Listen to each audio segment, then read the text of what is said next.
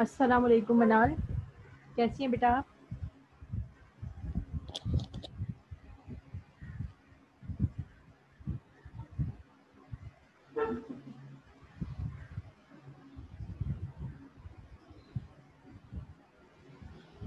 وعلیکم السلام منال، کیسی ہو بیٹا؟ الحمدللہ میں بھی بالکل ٹھیک ہوں۔ اور کیا کر رہی ہیں آج کل؟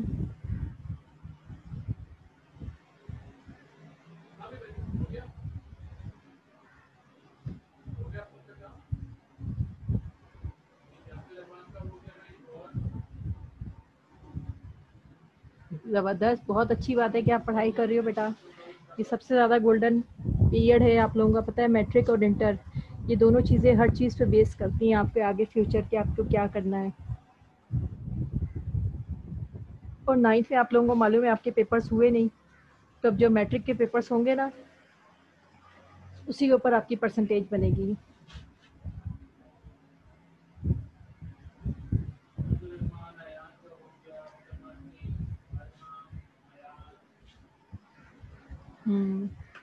اور پڑھائی کے علاوہ کیا کیا کرتی ہیں؟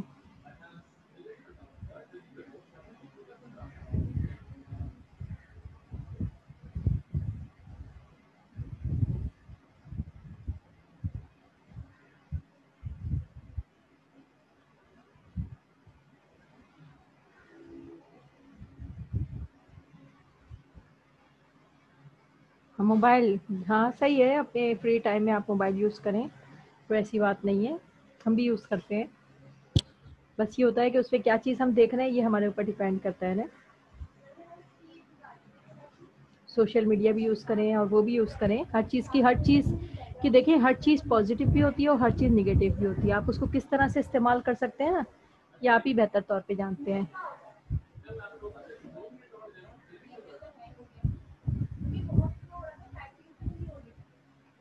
ارے واہ، اسکیٹنگ بھی کرتی ہیں، زبردست۔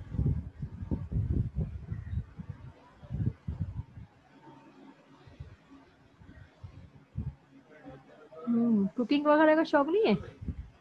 لڑکیوں کو تو بڑا شوق ہوتا ہے کیکس وغیرہ بنانے کا، بسکٹ بیکنگ کا۔ بچے نہیں آئیں گے؟ ایک بچی آئی ہوئی ہے۔ بچے کیوں نہیں آ رہے آپ کی کلاس کے؟ بریانی تو بہت مشکل ہوتی ہے بھائی، اگر آپ نے بریانی بنا لی تو سمجھے سب کچھ ہی بنا لیا۔ ٹھیک ہے، بریانی تو بہت مشکل ہوتی ہے، چھوٹی چھوٹی بچیاں تو بس برگر وغیرہ بنا لیتی ہیں، سینڈوچ ہے۔ ہاں تو بس سب کچھ بنا لیا، پھر تو آپ ماشاءاللہ ہر لحاظ سے پرفیکٹ ہوئے نا، شاباش۔ چلو اب ہم آپ کو ہی شروع کرتے ہیں، باقی بچے نہیں آ رہے تو میں نے تو انتظار کیا اس لیے کہ شاید بچے آ جائیں، لیکن نہیں آتے ہیں تو کوئی مسئلہ نہیں، میں آپ کا کیوں ٹائم ویسٹ کروں۔ اوکے بیٹا، ٹھیک ہے۔ تو آج ہم پڑھ رہے ہیں غزل۔ کون سی غزل پڑھ رہے ہیں ہم؟ فقیرانہ آئے صدا کر چلے، ٹھیک ہے، اور یہ غزل ہے میر تقی میر کی۔ غزل پڑھ رہے ہیں ہم، فقیرانہ آئے صدا کر چلے، اور یہ غزل ہے میر تقی میر کی۔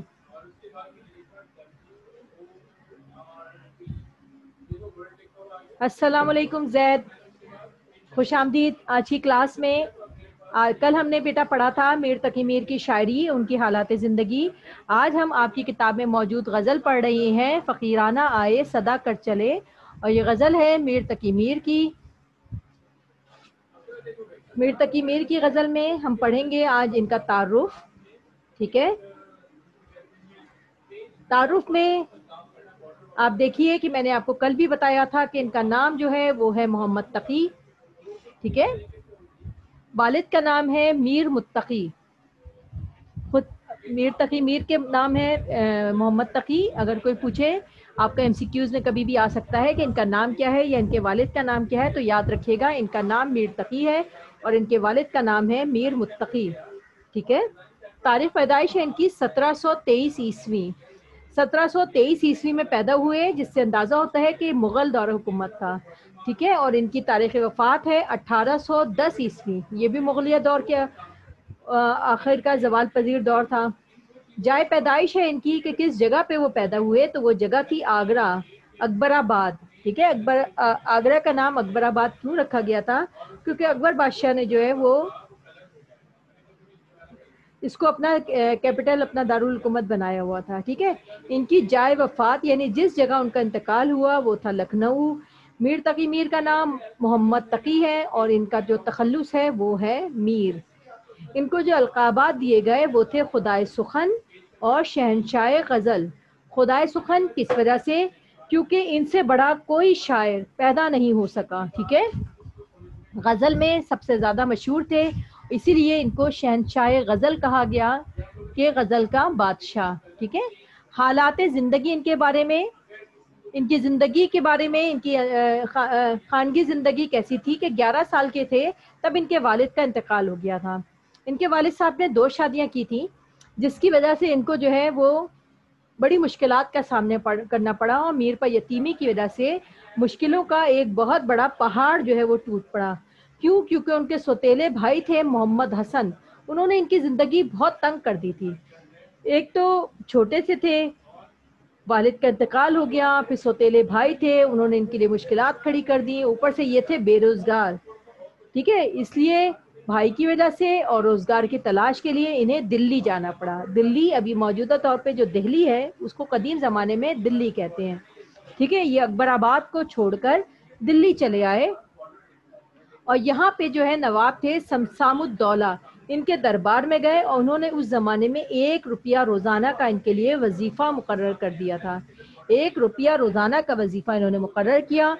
لیکن کیا ہوا، 1747 عیسوی میں نادر شاہ نے جب دلی پر حملہ کیا تو اس کے حملے کے نتیجے میں سمسام الدولہ کا انتقال ہو گیا. اور کیا ہوا اس سے، یوں ان کا جو 1 روپیہ جو ان کی آمدنی تھی، ان کا وظیفہ تھا، یوں وظیفے کا سلسلہ بھی ان کا ختم ہو گیا، یوں ان کی یہ آمدنی بھی ختم ہو گئی. اور اس زمانے میں ان کو دو پریشانیوں میں وہ بیچارے میر تقی میر اس زمانے میں مبتلا ہو گئے. کیا مبتلا ہو گئے؟ پہلی کیا تھی پریشانی؟ ایک تو تلاش روزگار کی تھی کہ وہ روزگار تلاش کرنا چاہ رہے تھے، دوسرا یہ کہ ان کو اس زمانے میں، جوانی کے زمانے میں عشق میں بھی مبتلا ہو گئے. ان پریشانیوں نے انہیں ایسے مقام پر کھڑا کر دیا کہ ان کے جذبات میں سوز اور گداز پیدا ہو گیا. ٹھیک ہے، جب آپ کو کوئی غم ہوتا ہے تو سوز پیدا ہوتا ہے نا، اسی لیے یہ اس مقام پر آ گئے کہ ان کے اندر سوز اور گداز جو ہے وہ پیدا ہو گیا، اور ان کا زندگی پر سے اعتبار جو ہے وہ ختم ہو گیا. مجبوراً ان تمام چیزوں کی وجہ سے کہ جب ان کو روزگار نہیں مل رہا تھا، دہلی میں نامساعد حالات تھے، حالات اچھے نہیں تھے، دہلی اجڑ گیا تھا نادر شاہ کے حملے، بار بار حملے کی وجہ سے، تو وہ جو ہے وہ کیا کیا انہوں نے، وہ لکھنؤ آ گئے. اب لکھنؤ آ کر انہوں نے کیا کیا، یہاں پہ آ کر مولانا آصف الدولہ نواب تھے، ان کی انہوں نے بڑی خدمت کی، اور انہوں نے 200 روپے جو ہے ان کی قدر کی، اور جو ہے 200 روپے جو ہے وظیفہ انہوں نے ان کے لیے مقرر کر دیا. لیکن یہاں آ کر بھی کیا ہوا کہ میر تقی میر جو ہیں ان کی وضاقتہ جو ہے وہ دلی والی تھی. ٹھیک ہے، وہ دہلی سے ہی ان کا اڑنا بیٹھنا، کپڑے پہننے کا طریقہ، وہ سب کچھ جو ہے دہلی والوں سے ہی ملتا جلتا تھا، جس کی وجہ سے وہاں کے لوگ بڑے مذاق اڑایا کرتے تھے. جبکہ لکھنؤ کے لوگ جو ہیں وہ نواب کی وجہ سے، نوابی کی وجہ سے الگ اچھے کپڑے پہنا کرتے تھے، اس لیے ان کی بڑی مشکلات ہوئی، اور اسی مشکلات میں ان کا لکھنؤ میں ہی انتقال ہو گیا. اب میر کے کلام، میر کا 1 دیوان فارسی میں ہے، میر کے غزل کے 6 دیوان ہیں. انہوں نے کچھ مثنویاں بھی لکھی ہیں جیسے معاملات عشق، دریائے میر، فیض میر. ٹھیک ہے، انہوں نے اپنی ہی آپ بیتی لکھی ہے، آپ بیتی یعنی اپنی ہی کہانی، اپنے سوانح عمری لکھی ہے، اور اس کا نام رکھا ہے انہوں نے ذکر میر. ذکر میر کے نام سے میر تقی میر نے اپنی آپ بیتی تحریر کی ہے. ٹھیک ہے، یہ تھا میر تقی میر کا حوالہ. اب ہم پڑھیں گے سب سے پہلے اس غزل کے الفاظ اور معنی. بن کے معنی ہیں بغیر، بن بغیر. بے خود ہونا، بے خود ہونے کے معنی ہیں مدہوش یعنی خود سے بے خبر. بن بغیر، بے خود ہونا، مدہوش یعنی خود سے بے خبر. توکل کے معنی ہیں یقین. ٹھیک ہے، بن بغیر، بے خود ہونا، مدہوش، خود سے بے خبر. توکل کے معنی ہیں یقین. پھر ہے جبی، جبی کے معنی ہے سر یا پیشانی. خدائے سخن، شاعری میں سب سے زیادہ بلند مقام خدائے سخن کہلاتا ہے. پھر ہے سوانح حیات، یعنی ساری زندگی کی کہانی. سوانے کہتے ہیں کہانی کو اور حیات کہتے ہیں زندگی کو. ٹھیک ہے، تو ساری زندگی کی کہانی کو جو ہے سوانح حیات کہتے ہیں. قناعت ہے تھوڑی چیز پر راضی ہو جانا. قناعت یعنی کہتے ہیں نا جس نے قناعت اختیار کر لی، تو تھوڑی سی چیز پر جو مل گئی ہے اس پہ راضی ہو جانا. ٹھیک ہے، یہ تھے اس کے غزل کے الفاظ معنی. ہم پڑھ رہے ہیں، جو بچوں نے لیٹ جوائن کیا ان کے لیے میں بتا رہی ہوں، ہم پڑھ رہے ہیں میر تقی میر کی غزل فقیرانہ آئے صدا کر چلے. ابھی تک ہم نے پڑھا ہے میر تقی میر کا تعارف. میں نے کل بھی آپ کو میر تقی میر کے بارے میں بتایا تھا، اور اس کے پڑھے الفاظ معنی. یہ الفاظ معنی آپ کے پاس کتاب میں پیچھے فرنگ میں دیے ہوئے ہیں. اب ہم کریں گے اس کی تشریح. ٹھیک ہے، اشعار کی تشریح. سب سے پہلے دیکھیے اس کی جو ہے غزل، فقیرانہ آئے صدا کر چلے، میاں خوش رہو ہم دعا کر چلے. فقیرانہ آئے صدا کر چلے، میاں خوش رہو ہم دعا کر چلے. جو تجھ بن نہ جینے کو کہتے تھے ہم، جو تجھ بن نہ جینے کو کہتے تھے ہم، سو اس عہد کو اب وفا کر چلے. دکھائی دیے یوں کہ بے خود کیا، دکھائی دیے یوں کہ بے خود کیا، ہمیں آپ سے بھی جدا کر چلے. جبھی سجدہ کرتے ہی کرتے گئی، جبھی سجدہ کرتے ہی کرتے گئی، حق بندگی ہم ادا کر چلے. کہیں کیا جو پوچھے کوئی ہم سے میر، کہیں کیا جو پوچھے کوئی ہم سے میر، جہاں میں تم آئے تھے کیا کر چلے. ٹھیک ہے، اور یہ جو غزل ہے ان کی یہ کلیات میر سے لی گئی ہے. پہلا شعر، فقیرانہ آئے صدا کر چلے، میاں خوش رہو ہم دعا کر چلے. ٹھیک ہے، تشریح کے لیے آپ کیا لکھیں گے؟ سب سے پہلے حوالہ شعر میں اصناف سخن آئے گا. اصناف سخن، اس میں یہ آئے گا غزل. اصناف سخن غزل. شاعر ہے اس کے میر تقی میر. اصناف سخن غزل، شاعر ہے میر تقی میر. ٹھیک ہے، اور میر تقی میر کی وجہ شہرت کیا ہے؟ یہ شہنشاہ غزل کہلاتے ہیں اور خدائے سخن بھی کہلاتے ہیں. ٹھیک ہے، مختصر سا تعارف کے بعد، حوالے کے بعد آپ لکھیں گے تشریح میں نثری ترجمہ. نثری ترجمے کی آپ ہیڈنگ ڈالیں گے. اس کے بعد اس شعر کو پڑھ کے جو چیز آپ کے دماغ میں آئے، جو چیز آپ کے ذہن کے اندر آئے، وہ چیز جو ہے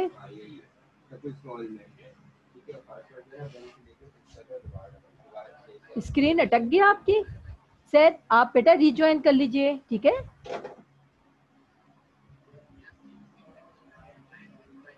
نثری ترجمہ لکھیں گے، یعنی اس شعر کو پڑھ کر جو چیز آپ کے ذہن کے اندر آئے آپ کو اس کو جو ہے وہ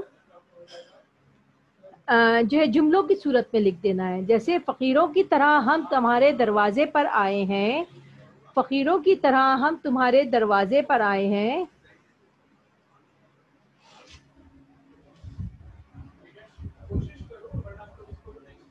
اوکے بیٹا. فقیروں کی طرح ہم تمہارے دروازے پر آئے ہیں اور آواز لگا رہے ہیں. اب تم کوئی توجہ کرو یا نہ کرو، ہم تمہیں ہمیشہ خوش رہنے کی دعا دے کر جا رہے ہیں. ٹھیک ہے، کیا تھا شعر؟ فقیرانہ آئے صدا کر چلے، میاں خوش رہو ہم دعا کر چلے. ٹھیک ہے، اس میں شاعر کیا کہنا چاہ رہے ہیں؟ فقیروں کی طرح ہم تمہارے دروازے پر آئے ہیں اور آواز لگا رہے ہیں، اب تم کوئی توجہ کرو یا نہ کرو، ہم تمہیں ہمیشہ خوش رہنے کی دعا دے کر جا رہے ہیں. یہی کہہ رہے ہیں نا. یہ ہے اس کا شعر کا نثری ترجمہ. اب ہے اس کی لغت. لغت یعنی وہ لفظ جن کے ہمیں معنی معلوم ہو. فقیرانہ، فقیر کی طرح، صدا کرنا، آواز لگانا. ٹھیک ہے، یہ لغت ہو گئی. اب ہے اس شعر کا مرکزی خیال. اس شعر میں شاعر نے محبوب اور محب کے تعلق کو بیان کیا ہے. محبوب یعنی جس سے محبت کی جائے، اور محب یعنی وہ جو محبت کرنے والا ہو. یعنی میر تقی میر ہے محب، اور محبوب جس کے لیے وہ کہہ رہے ہیں. ٹھیک ہے، اس شعر میں شاعر نے محبوب اور محب کے تعلق کو بیان کیا ہے، یعنی اس میں شاعر کہہ رہے ہیں کہ محبوب چاہے جیسا بھی رویہ اختیار کرے، محب ہمیشہ اس کا بھلا ہی چاہتا ہے۔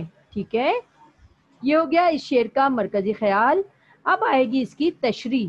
ٹھیک ہے، میر تقی میر نے اس شعر میں ایک انداز محبت ظاہر کرتے ہوئے کہہ رہے ہیں کہ ہم تمہارے دروازے پر بالکل اس حالت میں آئے ہیں جیسے ایک فقیر کسی دروازے پر آتا ہے۔ ٹھیک ہے، اس شعر میں اپنا انداز محبت ظاہر کرتے ہوئے کہتے ہیں کہ ہم تمہارے دروازے پر بالکل اس حالت میں آئے ہیں جیسے ایک فقیر کسی کے دروازے پر آتا ہے۔ اب گھر کے مالک کی مرضی ہوتی ہے کہ وہ اسے کچھ دے یا نہ دے، اور وہ فقیر بھی کچھ نہ ملنے پر دعا دیتے ہوئے چلا جاتا ہے۔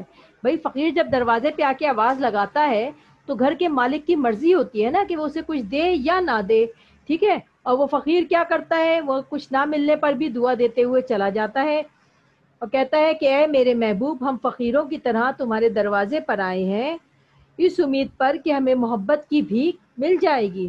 ٹھیک ہے، اب یہ تمہاری منشا ہے کہ التفات کرو یا نہ کرو، ہم خالی ہاتھ جاتے ہوئے بھی تمہیں دعا دیتے ہوئے جا رہے ہیں کہ اللہ تمہیں خوش اور خرم رکھے۔ ٹھیک ہے، کیا کہہ رہے ہیں، ہم فقیروں کی طرح تمہارے دروازے پر آئے ہیں اور ہمیں امید کیا ہے، یہ امید ہے، اس امید پر آئے ہیں کہ ہمیں محبت کی بھیک مل جائے گی۔ اب یہ تمہاری منشا ہے، یعنی تمہاری مرضی ہے کہ تم التفات کرو یا نہ کرو، کہ تم محبت ہم پہ توجہ دو یا نہ دو۔ ہم خالی ہاتھ بھی اگر جا رہے ہیں تب بھی تمہیں دعا دیتے ہوئے جا رہے ہیں کہ اللہ تمہیں خوش و خرم رکھے۔ ٹھیک ہے، یہ ہو گئی اس کی تشریح۔ اب ہے اس کا مماثل شعر، یعنی اس سے ریلیٹڈ جو شعر ہے وہ یہ ہے، ایک طرز تخافل ہے سو ان کو مبارک، ایک طرز تخافل ہے سو ان کو مبارک، ایک عرض تمنا ہے سو ہم کرتے رہیں گے۔ ایک طرز تخافل ہے سو وہ ان کو مبارک، ایک عرض تمنا ہے سو ہم کرتے رہیں گے۔ ایک طرز تخافل ہے سو وہ ان کو مبارک، ایک عرض تمنا ہے سو ہم کرتے رہیں گے۔ ٹھیک ہے، یہ اس سے ریلیٹڈ تشریح میں آپ لکھیں گے اگر مماثل شعر تو آپ کو انشاءاللہ تعالی ایگزامینر بورڈ میں پورے نمبر دے گا۔ ٹھیک ہے، اب دوسرے شعر میں میں آپ کو حوالہ نہیں بتاؤں گی کیونکہ میں آپ کو حوالہ بتا چکی ہوں، بار بار ایک ہی چیز کو ریپیٹ کرنا نہیں ہوتا، آپ کو تشریح کس طرح سے کرنی ہے۔ جو تجھ بن جینے کو نہ کہتے تھے ہم، سو اس عہد کو اب وفا کر چلے۔ میر تقی میر کی ہم غزل پڑھ رہے ہیں اور اس کا یہ دوسرا شعر ہے، جو تجھ بن جینے کو نہ کہتے تھے ہم، سو اس عہد کو اب وفا کر چلے۔ ٹھیک ہے، اس کا سب سے پہلے لکھیں گے آپ حوالہ شعر، اس میں کیا لکھیں گے میں ایک دفعہ بتا رہی ہوں آپ کو زبانی۔ سب سے پہلے آپ لکھیں گے اصناف سخن، اصناف سخن یعنی کس طرح سے لیا گیا ہے یہ شعر، تو پھر آپ لکھیں گے اس کے ساتھ غزل۔ ٹھیک ہے، پھر شاعر کون ہے، میر تقی میر ہے، ان کی وجہ شہرت کیا ہے، شہنشاہ غزل اور خدائے سخن۔ ٹھیک ہے، اس کے بعد آپ لکھیں گے نثری ترجمہ۔ نثری ترجمہ یعنی وہ شعر کو پڑھ کے جو چیز آپ کے ذہن کے اندر آئے آپ کو اس کو 1 یا 2 لائن میں لکھ دینا، نثری ترجمہ کہلاتا ہے۔ یعنی میں تمہیں کہا کرتا تھا کہ اگر تم نہ ملے تو میں زندہ نہیں رہ پاؤں گا، دیکھ لو میں اس وعدے کو پورا کر رہا ہوں اور اس دنیا سے جا رہا ہوں۔ میں تمہیں کہا کرتا تھا اگر تم نہ ملے تو میں زندہ نہیں رہ پاؤں گا، دیکھ لو میں اس وعدے کو پورا کر رہا ہوں اور اس دنیا سے جا رہا ہوں۔ ٹھیک ہے، لغت کیا ہے اس کی، تجھ بن نہ جینا، تیرے بغیر زندہ نہ رہنا، عہد وعدہ یا معاہدہ، وفا کرنا یعنی پورا کرنا۔ ٹھیک ہے، لغت لکھنے کے بعد آپ لکھیں گے مرکزی خیال، یعنی اس شعر میں شاعر محبوب سے اپنی محبت کا اظہار کرتے ہوئے اپنی نظروں میں محبوب کی اہمیت بیان کر رہے ہیں۔ کیا ہے اس میں، شاعر کیا کہنا چاہ رہے ہیں، شاعر محبوب سے اپنی محبت کا اظہار کرتے ہوئے اپنی نظروں میں محبوب کی اہمیت کو بیان کر رہے ہیں۔ ٹھیک ہے، تشریح کیا ہے، محب کی یہ خواہش ہوتی ہے کہ اسے ہمیشہ کے لیے محبوب کا قرب اور اس کا ساتھ نصیب ہو. ٹھیک ہے، محب کی یہ خواہش ہوتی ہے کہ اسے ہمیشہ کے لیے محبوب کا قرب، یعنی اس کے قریب ہو جائے اور اس کا ساتھ نصیب ہو. محب کون؟ محبت کرنے والا جو ہے، اس کی ہمیشہ کیا خواہش ہوتی ہے کہ وہ جس سے بھی محبت کرتا ہے وہ اسے مل جائے، اس کا ساتھ اسے مل جائے. ٹھیک ہے. میر اس شعر میں محبوب کو گزرے ہوئے دنوں کی یاد دلاتے ہوئے کہہ رہے ہیں، اس شعر میں کیا کر رہے ہیں؟ محبوب کو گزرے ہوئے دنوں کی یاد دلاتے ہوئے کہہ رہے ہیں کہ میں تمہیں ہمیشہ کہتا تھا کہ میں تمہارے بغیر زندہ رہنے کا سوچ بھی نہیں سکتا تھا. وہ کیا کہہ رہے ہیں کہ میں تمہیں ہمیشہ کہتا تھا کہ میں تمہارے بغیر زندہ رہنے کا سوچ بھی نہیں سکتا تھا. ٹھیک ہے. اب میں اس وعدے کو پورا کرنے جا رہا ہوں، یعنی اب میں مرنے جا رہا ہوں. میں تمہیں کہتا تھا کہ میں تمہارے بغیر زندہ رہنے کا سوچ بھی نہیں سکتا تھا، اور اب میں اس وعدے کو پورا کرنے کے لیے جا رہا ہوں. میں اس دنیا کو چھوڑ کر جا رہا ہوں کیونکہ ایسی زندگی کا کوئی بھی فائدہ نہیں ہے. میں تمہیں اس دنیا کو چھوڑ کر جا رہا ہوں کیونکہ ایسی زندگی کا کوئی بھی فائدہ نہیں ہے. تمہارا شیوا جفا ہے. تمہارا شیوا یعنی تمہاری عادت جفا ہے. تم جفا کرتے ہو، ظلم کرتے ہو، سو تمہیں جفا مبارک. ٹھیک ہے. سو تمہیں کیا مبارک ہے؟ جفا، یعنی ظلم مبارک جو تم جفا کرتے ہو، ظلم کرتے ہو. میں نے اس محبت کی پاسداری کا حق ادا کر دیا ہے.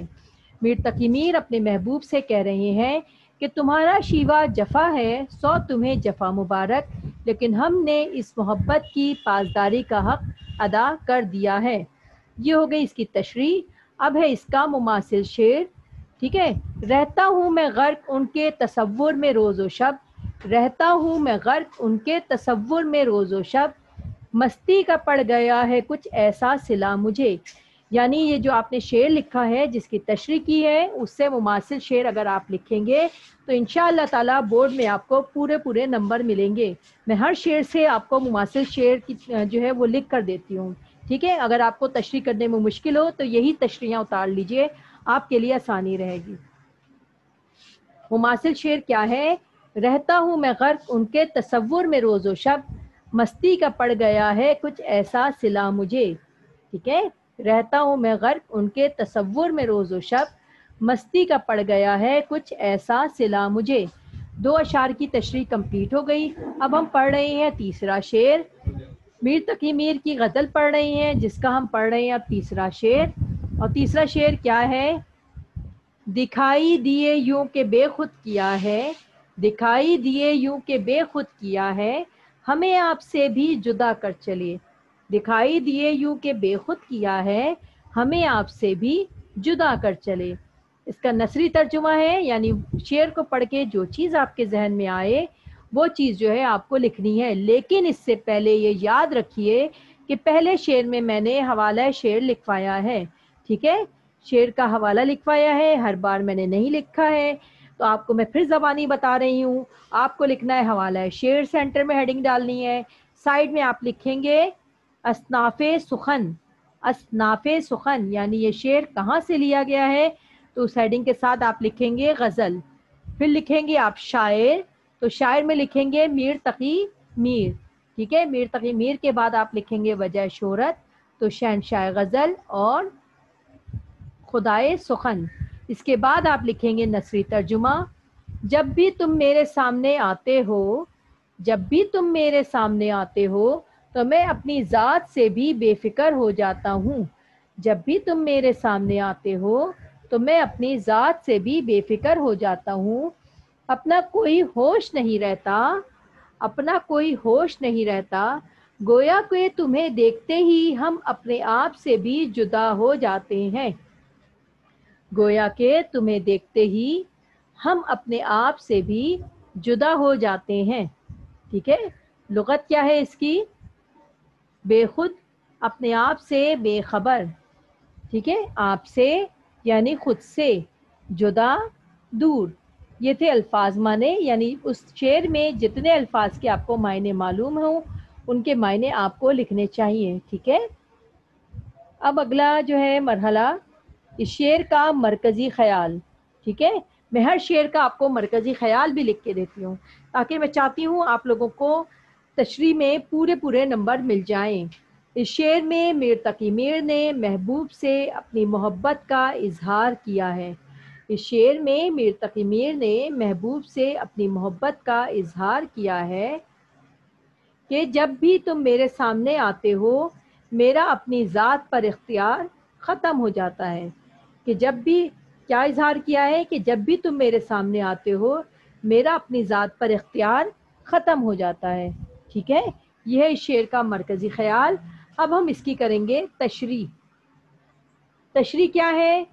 میر نے محبوب سے اپنی جذباتی اور دلی وابستگی کا اظہار کرتے ہیں. میر محبوب سے اپنی جذباتی اور دلی وابستگی کا اظہار کرتے ہیں کہ جب میرے سامنے آتے ہو یا تمہارا خیال مجھے آتا ہے تو میں خود کو دنیا کا بے اختیار ترین انسان سمجھتا ہوں.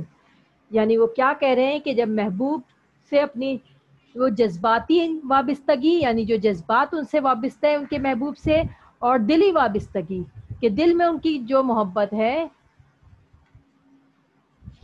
اس کا اظہار کرتے ہوئے وہ کیا کہہ رہے ہیں کہ جب بھی تم میرے سامنے آتے ہو، جب بھی تم میرے سامنے آ جاتے ہو تو میں دنیا سے بالکل الگ کھٹ جاتا ہوں.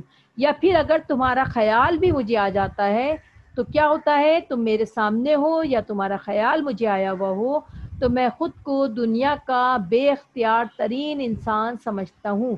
یعنی میں اپنے سارے اختیارات کھو دیتا ہوں، میں مدہوش ہو جاتا ہوں بالکل. ٹھیک ہے، میرا اپنی ذات سے تعلق گویا کہ ختم ہو کر رہ جاتا ہے. ختم ہو کر رہ جاتا ہے، یہ 2 دفعہ آ گیا ہے. میرا اپنی ذات سے تعلق ختم ہو کر رہ جاتا ہے.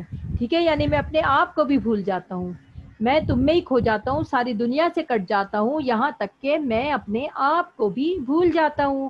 ٹھیک ہے، میں اپنے آپ سے بے خبر ہو جاتا ہوں، مجھے اپنی جو ہے ذات کی بھی کوئی فکر نہیں رہتی. میں اپنے آپ سے کیا ہو جاتا ہوں، بالکل بے خبر ہو جاتا ہوں، اور مجھے اپنی ذات کی بھی کوئی فکر نہیں رہتی، میں اپنے آپ کو بھی بھول جاتا ہوں. ٹھیک ہے، اس وقت یہی میری خواہش ہوتی ہے کہ تم میری طرف توجہ کرو. اس وقت کیا میری خواہش ہوتی ہے کہ تم میری طرف توجہ کرو، اور یہی خواہش مجھے دنیا اور اہل دنیا اور میری ذات سے دور کر دیتی ہے. اس وقت میری سب سے بڑی خواہش کیا ہوتی ہے کہ تمہاری توجہ حاصل کروں، تم میری طرف توجہ کرو، اور یہی خواہش مجھے دنیا اور اہل دنیا اور میری ذات سے دور کر دیتی ہے. ٹھیک ہے، ہو گئی تشریح. اب اس کا مماثل شعر، اس سے ریلیٹڈ شعر اسی موقع پہ. رہنے دیا نہ اس نے کسی کام کا مجھے، رہنے دیا نہ اس نے کسی کام کا مجھے، اور خاک میں بھی مجھ کو ملا کر نہیں گیا. رہنے دیا نہ اس نے کسی کام کا مجھے، اور خاک میں بھی مجھ کو ملا کر نہیں گیا. آ رہی ہے بیٹا تشریح سمجھ میں آپ کو؟ 3 اشعار کی تشریح ہو چکی ہے آج کی. آپ کو غزل کی تشریح آ رہی ہے غزل کی سمجھ میں؟ جی بیٹا، اگر آ رہی ہے تو پلیز مجھے بتائیے، نہیں آ رہی ہے تو بھی مجھے بتائیے. اوکے بیٹا، میں پچھلی سلائیڈ دکھا دیتی ہوں.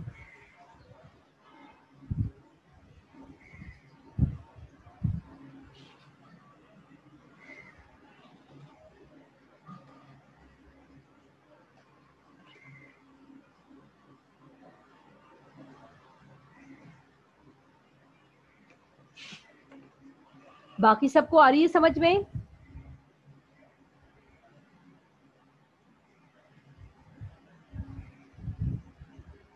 ثنا صدیقی اور کیف اور محمد سلیمان.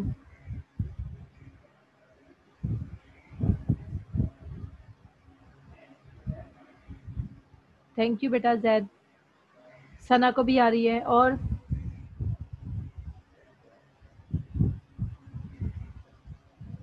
کیف اور سلمان. کیف آپ نے لیٹ جوائن کیا. سلمان آپ کو معلوم ہی ہے ہم غزل پڑھ رہے ہیں میر تقی میر کی. اور اس میں ہم نے ان کا تعارف پڑھا، الفاظ معنی پڑھے، ہم نے 3 تشریحیں جو ہیں وہ کر لیں. اب جو ہے ہمیں صرف 2 تشریحیں اور کرنی ہیں. ٹھیک ہے.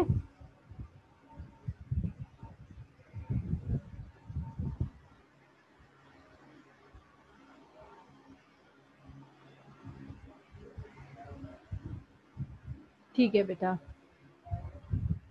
غزل کی تشریح کرنے کا الگ طریقہ ہوتا ہے، اس لیے میں آپ لوگوں سے پوچھ رہا ہوں. آپ لوگ پہلی مرتبہ کر رہے ہیں نا، غزل تو آپ لوگوں نے نہیں پڑھی ہے. ٹھیک ہے. اگلا شعر، جبھی سجدہ کرتے ہی کرتے گئی، جبھی سجدہ کرتے ہی کرتے گئی، حق بندگی ہم ادا کر چلے. جبھی سجدہ کرتے ہی کرتے گئی، حق بندگی ہم ادا کر چلے. ٹھیک ہے. وہی طریقہ ہے، حوالہ شعر لکھیں گے مین میں. ٹھیک ہے. مین میں بالکل بیچ میں لکھیں گے یہاں پہ حوالہ شعر. حوالہ شعر لکھنے کے بعد آپ کیا کریں گے، اس جگہ پہ جہاں پہ میں نے نثری ترجمہ لکھا ہے نا، یہ جگہ ادھر پہ آپ لکھیں گے حوالہ شعر. پھر ادھر سائڈ پہ لکھیں گے آپ اصناف سخن، باقاعدہ کٹ مارکر سے لکھنا ہے. ٹھیک ہے. اصناف سخن، اور یہاں لکھیں گے غزل. پھر آپ کیا لکھیں گے، شاعر میر تقی میر.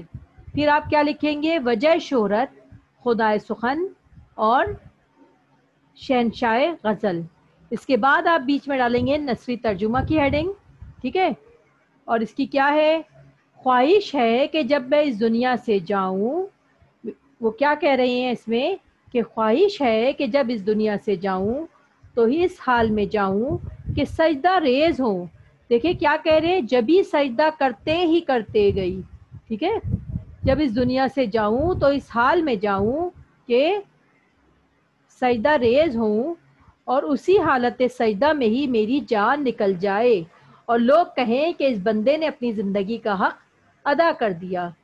دوبارہ سے میں بتا رہی ہوں، خواہش ہے کہ جب اس دنیا سے جاؤں تو اس حال میں جاؤں کہ سجدہ ریز ہوں، یعنی میں سجدہ کر رہا ہوں اور اسی حالت سجدہ میں ہی میری جان نکل جائے اور لوگ کہیں کہ اس بندے نے اپنی زندگی کا حق ادا کر دیا. ٹھیک ہے. لغت ہے اس کی کیا، جبی، جبی کے معنی ہے پیشانی، حق بندگی غلامی کا حق. ٹھیک ہے. پھر اس شعر کا مرکزی خیال، مرکزی خیال یعنی جو چیز شاعر کہنا چاہ رہے ہیں. کیا کہنا چاہ رہے ہیں، ہر انسان کی زندگی کی یہ منشا، یعنی منشا مینز مرضی، ہر انسان کی زندگی کی یہ منشا ہوتی ہے کہ دنیا ہی میں حق بندگی ادا کرے، کہ دنیا میں ہی حق بندگی یعنی بندگی کا حق جو ہے کہ اللہ نے اس کو دنیا میں بھیجا ہے، وہ اللہ کی بندگی کا حق ادا کرے. ٹھیک ہے. اسی لیے میر کی بھی یہ خواہش ہے کہ دنیا سے جاتے وقت وہ اللہ کے حضور سجدہ کرتے ہوئے جائیں. ٹھیک ہے. میر کی کیا خواہش ہے کہ وہ دنیا سے جاتے ہوئے اللہ کے حضور سجدہ کرتے ہوئے جائیں. اس کی تشریح دیکھیے، تشریح ہے، میر تقی میر کے دیوان، میر تقی میر کے جو دیوان ہے وہ خواب و خیال کا یہ انتہائی ذو معنی شعر ہے. میر تقی میر کے جو دیوان ہے یہ غزل کا، اس کا نام ہے خواب و خیال. اس کا یہ جو ہے انتہائی ذو معنی شعر ہے، یعنی اس کے 2 معنی نکلتے ہیں. ٹھیک ہے. اس شعر میں میر تصوراتی خواہش کا اظہار کرتے ہوئے کہتے ہیں، تصور کر رہے ہیں. ٹھیک ہے. تصوراتی خواہش کا اظہار کرتے ہوئے کیا کہہ رہے ہیں، وہ یہ کہہ رہے ہیں کہ جب میں اس دنیا سے جاؤں تو اے کاش ایسی حالت میں جاؤں کہ میرا سر سجدے میں ہو. ٹھیک ہے. میر تقی میر کے دیوان خواب و خیال کا یہ انتہائی ذو معنی شعر ہے. ذو معنی یعنی اس کے 2 معنی نکلتے ہیں. اس شعر میں میر تصوراتی خواہش کا اظہار کرتے ہوئے کہتے ہیں کہ جب میں اس دنیا سے جاؤں تو اے کاش ایسی حالت میں جاؤں کہ میرا سر جو ہے وہ سجدے میں ہو اور میری روح قبض ہو جائے. میرا سر سجدے میں ہو اور میری روح قبض ہو جائے. ملک الموت اسی وقت ہی جب میں سجدہ کر رہا ہوں آ کر میری روح قبض کر لے، تاکہ خیال یار یعنی یار کا خیال بھی دل کے اندر ہو اور میں حق بندگی بھی اس طرح ادا ہو کہ لوگ کہیں کہ اللہ کا بندہ اللہ سے سوال کرتا ہوا دنیا سے چلا گیا. وہ کیا کہہ رہے ہیں کہ جب میں اس دنیا سے جاؤں تو اے کاش ایسی حالت میں جاؤں کہ میرا سر سجدے میں ہو اور میری روح قبض ہو جائے، تاکہ خیال یار یعنی محبوب کا خیال بھی میرے دل کے اندر ہو، اور میں اللہ کا بندگی کا حق بھی ادا کر کے جا رہا ہوں، اور لوگ یہ کہیں کہ اللہ کا بندہ اللہ سے سوال کرتا ہوا دنیا سے چلا گیا۔ اب اس شعر کا مماثل شعر یعنی اس سے ریلیٹڈ شعر اگر آپ لکھیں گے تب آپ کو تشریح کے نمبر پورے ملتے ہیں۔ وہ کیا کہہ رہے ہیں؟ دوسرے کوئی اور شاعر کا شعر ہے: آئے موت جب طلب یار میں جھکے جبی، آئے موت جب طلب یار میں جھکے جبی، کہیں لوگ کے مانگتے ہوئے گیا وہاں کا مکی۔ یہ ہوئے دو دفعہ آ گیا ہے۔ آئے موت جب طلب یار میں جھکے جبی، کہیں لوگ کے مانگتے ہوئے گیا وہاں کا مکی۔ دیکھیے ہمارا شعر کیا تھا: جبھی سجدہ کرتے ہی کرتے گئی، حق بندگی ہم ادا کر چلے۔ ٹھیک ہے، اس کی ہم نے تشریح کی۔ اب اس سے ریلیٹڈ شعر ہے، دیکھیے: آئے موت جب طلب یار میں جھکے جبھی، کہیں لوگ کے مانگتے ہوئے گیا وہاں کا مکی۔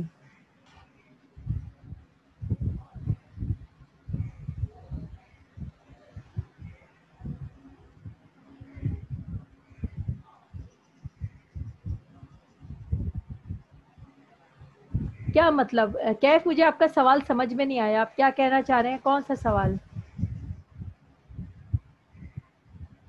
سجدے میں یعنی وہ یہ کہہ رہے تھے نا کہ محبوب کو مانگتے ہوئے جا رہے ہیں۔ ٹھیک ہے،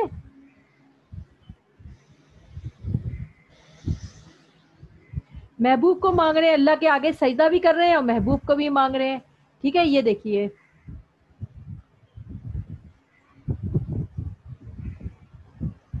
یہ ہے نا کہ وہ روح قبض ہو جائے۔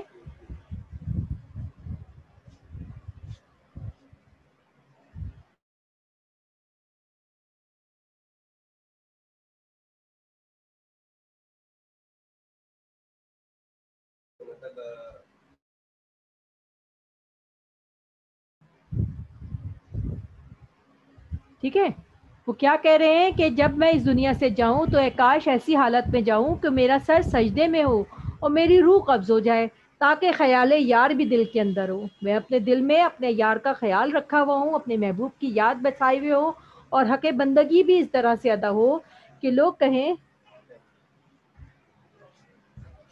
کہ اللہ سے سوال کرتا ہوا دنیا سے چلا گیا ہے۔ ٹھیک ہے، اب آگے سمجھوں بیٹا؟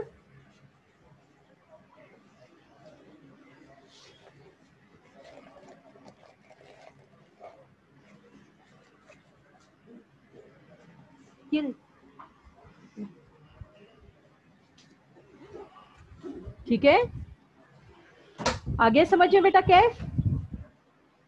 ٹھیک ہے، اس کا مماثل شعر ہے: آئے موت جب طلب یار میں چھکے جبھی، آئے موت یعنی جب موت آئے اس وقت آئے جب طلب یار یعنی جب میں یار کو طلب کر رہا ہوں، تب اس وقت جو ہے اوکے بیٹا میری جبھی جھکی ہوئی ہو، میں پیشانی سجدے میں ہو، اور جو ہے وہ کیا کہہ رہے ہیں: کہیں لوگ کے مانگتے ہوئے گیا وہاں کا مکی، یعنی لوگ کیا کہیں کہ وہاں کا مکی مانگتے ہوئے گیا، یہ تو بہت نیک شخص ہے۔ ٹھیک ہے، اب اس غزل کا آخری شعر یعنی مقطع ہے۔ پہلا شعر جو تھا وہ مطلع تھا، اب یہ آخری شعر ہے جو کہ مقطع ہے۔ ٹھیک ہے، کہیں کیا جو پوچھے کوئی ہم سے میر، کہیں کیا جو پوچھے کوئی ہم سے میر، جہاں میں تم آئے تھے کیا کر چلے، کہیں کیا جو پوچھے کوئی ہم سے میر، جہاں میں تم آئے تھے کیا کر چلے۔ دیکھیے مقطع کی پہچان کیا ہے؟ شاعر نے اپنا تخلص استعمال کیا ہے۔ میں نے مانا کچھ نہیں غالب، مفت ہاتھ آئے تو برا کیا ہے۔ ٹھیک ہے، عام طور پہ مقطع میں شاعر جو ہے وہ اپنا تخلص استعمال کرتا ہے۔ اگر آپ کو پیپر میں اس طرح سے کوئی شعر آ جائے اور پوچھے کہ یہ شعر مطلع ہے یا مقطع ہے، تو آپ پہچانیے گا کہ اگر اس میں شاعر کا تخلص ہے تو جو ہے وہ مقطع ہے، لیکن اگر جو ہے ابھی میں مطلع کا بھی بتا رہی ہوں اس تشریح کے بعد، ٹھیک ہے، تاکہ آپ کے ذہن کے اندر کنفیوژن نہ رہے۔ ٹھیک ہے، کہیں کیا جو پوچھے کوئی ہم سے میر، جہاں میں تم آئے تھے کیا کر چلے، حوالہ اسی طرح سے لکھنا ہے۔ حوالہ شعر میں آپ کو لکھنا ہے: اصناف سخن غزل، شاعر میر تقی میر، وجہ شہرت کیا ہے ان کی؟ شہنشاہ غزل اور خدائے سخن۔ اب آپ لکھیں گے نثری ترجمہ، اور نثری ترجمہ میں کیا لکھیں گے؟ अभी बता रही हूँ बेटा मक्ते का मतलब, रहिएगा, मैं सिर्फ ये तशरीह बता के आपको मतला और मक्ता दोनों बताती हूँ, ठीक है। अगर मरने के बाद किसी ने मुझसे सवाल कर लिया, जी बेटा ये आखिरी तशरीह है, फिर मैं आपको मतलब मक्ता समझा रही हूँ दोबारा। अगर मरने के बाद किसी ने मुझसे सवाल कर लिया कि मीर तुम दुनिया में गए थे तो वहां से किन अमाल के बोझ से लौटे हो, उनके इस सवाल का मैं क्या जवाब दूंगा, ठीक है। नस्री तर्जुमा क्या है, अगर मरने के बाद किसी ने मुझसे सवाल कर लिया कि मीर तुम दुनिया में गए थे तो वहां किन अमाल के बोझ के से लौटे हो, उनके सवाल का मैं क्या जवाब दूंगा, ठीक है। तो ये है इसका नस्री तर्जुमा। और लुगत क्या है, पूछे हमसे, यानी हमसे कोई सवाल करे, जहाँ जहाँ के माने हैं दुनिया, ठीक है। फिर है इस शेर का मरकजी ख्याल। मरकजी ख्याल क्या है, हर इंसान दुनिया से जाते हुए अपने आमाल का बोझ लिए हुए जाता है। हर इंसान जब दुनिया से जाता है तो अपने साथ क्या लेके जाता है, अपने आमाल होते हैं, उनका बोझ उसके साथ होता है, उनका बोझ लिए लिए चला जाता है। हम दुनिया से कुछ नहीं लेके जाते, ना हमारे पास माल होता है, ना पैसा होता है, ना रिश्तेदार होते हैं, ना माँ बाप होते हैं, ना औलाद होती है, कोई चीज़ हमारे साथ नहीं जाती, सिर्फ हमारे अमाल होते हैं, जो अगर अच्छे हैं तो हमें जन्नत में ले जाएंगे, अगर बुरे होंगे तो हमें दोज़ख में ले जाएंगे। यही चीज़ कहना चाह रहे हैं शायर कि हर इंसान दुनिया से जाते हुए अपने अमाल का बोझ लिए हुए जाता है। वो कहते हैं कि मैं दुनिया से खाली हाथ बिना नेक अमाल के जा रहा हूँ। वो क्या कहते हैं कि मैं दुनिया से खाली हाथ जा रहा हूँ और बगैर किसी नेक अमाल के जा रहा हूँ। अफसोस कर रहे हैं वो इस बात पे। तशरीह क्या है इसकी, तशरीह के मैंने पॉइंट्स की सूरत में लिखा है, आप इसको पैराग्राफ की सूरत में लिखिएगा। इंसान अपने आमाल के ज़रिए ही कामयाब और कामरान होता है।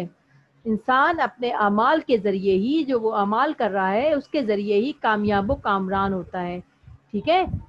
जन्नत और दोज़ख में भी वो अपने अमाल के सबब ही जाता है, चाहे वो जन्नत में जाए या वो दोज़ख में जाए, ठीक है, वो अपने अमाल के सबब ही जाता है, ठीक है। मीर अफसुर्दा है कि उन्होंने दुनिया में कोई ऐसा काम नहीं किया जो आखिरत में उनके लिए सुरखरुई का बाइस बने।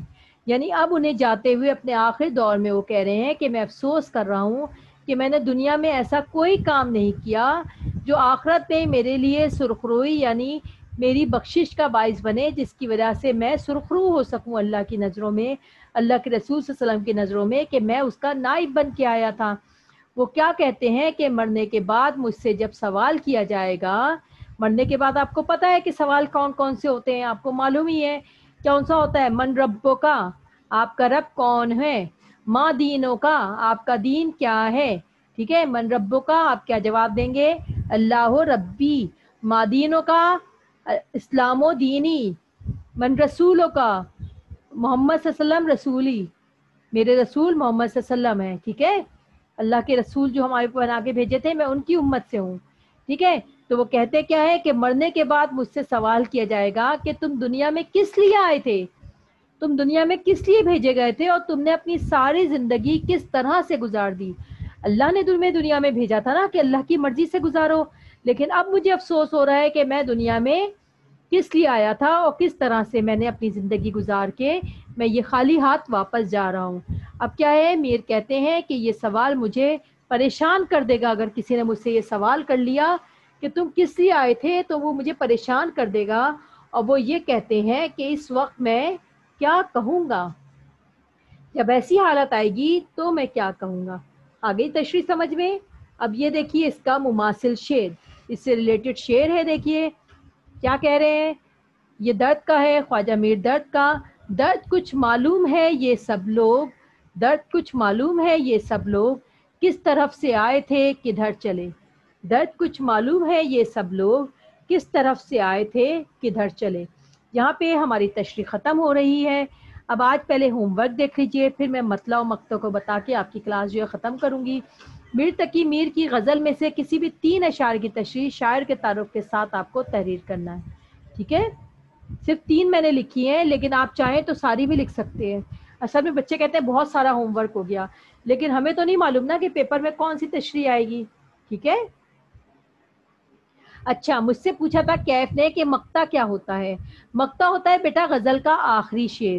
میں نے جس دن گرامر کی قواعد کی کلاس لی تھی، شاید آپ اس دن ایبسنٹ تھے، میں نے اس دن بتایا تھا کہ وہ شعر جس کے اوپر غزل ختم ہوتی ہے، مقطع کا مطلب ہوتا ہے، مقطع کا لفظ قطع سے نکلا ہے، یعنی کاٹنا، ختم کر دینا. ٹھیک ہے. اور غزل کا آخری شعر ہوتا ہے، اور اس کی پہچان کیا ہوتی ہے کہ اس میں شاعر اپنا تخلص استعمال کرتا ہے. کہے کیا جو پوچھے کوئی ہم سے میر، جہاں میں تم آئے تھے کیا کر چلے. ہمیشہ اگر کوئی ایسا شعر ہو جس میں تخلص ہو، میں نے مانا کچھ نہیں غالب، مفت ہاتھ آئے تو برا کیا ہے. ٹھیک ہے. اور جو ہے ابھی میں نے جیسے پڑھا، درد کچھ معلوم ہے کہ یہ سب لوگ کس طرف سے آئے تھے اور کدھر چلے. تو یہ جو ہے یہ سب مقطع ہے. کیسے پہچان ہے؟ کیونکہ اس میں شاعر نے اپنے اپنے تخلص جو ہے وہ استعمال کیے ہیں. اب میں آپ کو ایک بار پھر بتا رہی ہوں مطلع پہلا شعر، کیونکہ آج کا ہمارا ٹاپک ختم ہو چکا ہے. یہ غزل ہے. اگر آپ سے MCQs میں کوئی پوچھے کہ مطلع کا کیا مطلب ہوتا ہے، تو یاد رکھیے گا کہ مطلع کا مطلب ہوتا ہے غزل طلوع ہونا، نکلنا. ٹھیک ہے. سورج طلوع ہوتا ہے نا، طلعت سے نکلتا ہے مطلع لفظ، اور یہ غزل کا پہلا شعر ہوتا ہے. ٹھیک ہے. مطلع غزل کا پہلا شعر کہلاتا ہے. اس کی پہچان کیا ہے یہ دیکھیے. فقیرانہ آئے صدا کر چلے، میاں خوش رہو ہم دعا کر چلے. یعنی اس کے دونوں مصرے، پہلا مصرع اور یہ ہوتا ہے دوسرا مصرع، ایک لائن ایک مصرع کہلاتی ہے شعر کی. ٹھیک ہے. یہ دونوں مصرے میں قافیہ ہے. قافیہ مینز رائمنگ ورڈز، ہم آواز الفاظ. دیکھیے صدا دعا، صدا دعا. اور دونوں مصرے میں ردیف بھی ہے. ردیف یعنی جو چیز ریپیٹ ہو بار بار. ٹھیک ہے. کر چلے کر چلے. ٹھیک ہے. یہ اس کی پہچان ہے. اگر کوئی آپ کو شعر دے پیپر کے اندر اور کہے کہ بتائیے یہ مطلع ہے یا مقطع ہے، کوئی عام شعر ہے، تو اگر اس میں دونوں شعروں میں قافیہ اور ردیف ہوگا تو وہ دونوں شعر جو ہیں تو وہ شعر مطلع ہوگا. اور اس کے بعد اگر آپ اگلا شعر دیکھیے اس کا، اسی غزل کا دیکھ لیجیے آپ. یہ دوسرا شعر میں بتا رہی ہوں. یہ دیکھیے اس میں وفا، صدا وفا تھا. ٹھیک ہے. دعا تھا، لیکن اس میں صرف وفا ہے، اوپر قافیہ نہیں ہے. اور کر چلے صرف دوسری لائن میں ہے. یعنی اس میں قافیہ اور ردیف صرف مصرع ثانی میں ہوگا. تو اس کا مقصد ہے کہ وہ پہلا شعر یعنی مطلع نہیں ہے. ٹھیک ہے. اور مقطع کی کیا پہچان بتائی میں نے آپ کو، کہ اس میں شاعر عام طور پہ اپنا تخلص استعمال کرتے ہیں. ٹھیک ہے. اچھا بیٹا، آپ کچھ پوچھنا ہے؟ آج کا ہمارا ٹاپک ختم ہو چکا ہے. اگر کوئی سوال ہے تو برائے مہربانی آپ لوگ کر لیجئے، ورنہ پھر میں آپ لوگوں سے اجازت چاہوں گی. کوئی چیز ایسی جو سمجھ میں نہ آئی ہو تو مجھ سے پوچھ لیجئے. جی بیٹا. کوئی چیز ایسی جو سمجھ نہ آئی ہو وہ مجھ سے پوچھ لیجئے.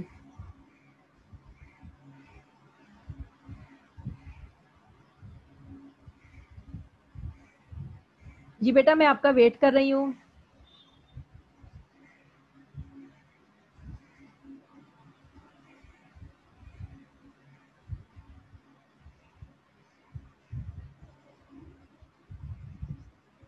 کوئی ایسی چیز جو سمجھ میں نہ آئی ہو.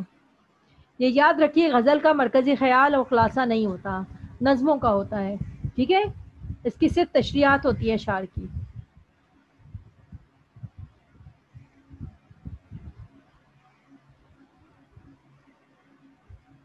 کوئی ایسی چیز جو آپ لوگوں کو سمجھ میں نہ آئی ہو. میں پھر کوشچن ریپیٹ کر رہی ہوں. اگر کوئی چیز سمجھ میں نہ آئی ہو تو مجھ سے پوچھ لیجئے. جی.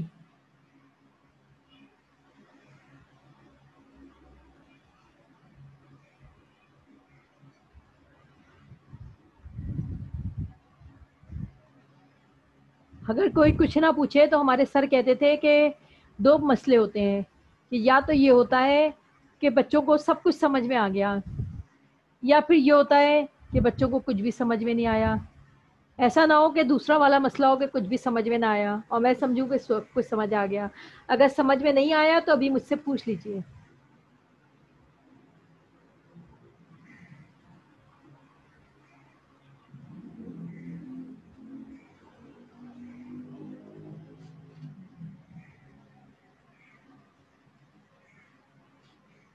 زید، ثنا، کچھ سمجھ آیا بیٹا آپ لوگوں کو؟